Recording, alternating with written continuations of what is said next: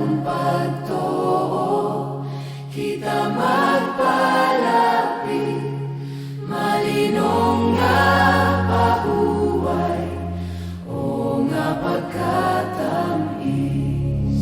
Ulahan tiyon sang pangamuyo, bulong sang may pagtamis, pahuway matamis. Kung kita nagaampo kay Jesus magkanto, sa dakong kahanulog siya magadumo. Ibilin ta sa iya ang aton kasubo, kag kita magpanugyan sa iya pagmando. Ulahan tiyon sang pangamuyo,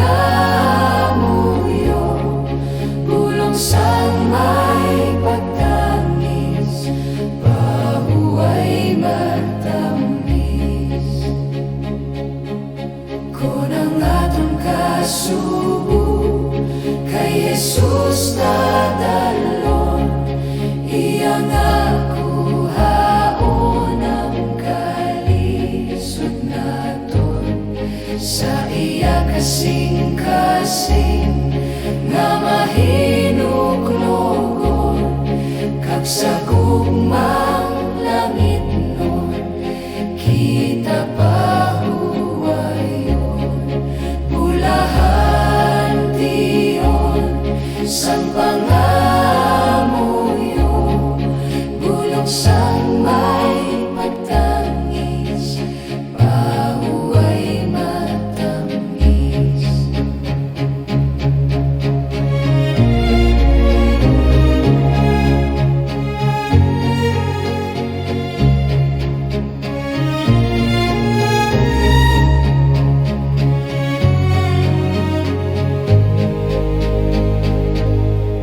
Tiyon sang pangamuyo, kon kita magsalig, bulig nga pagpagkamaayo mabaton.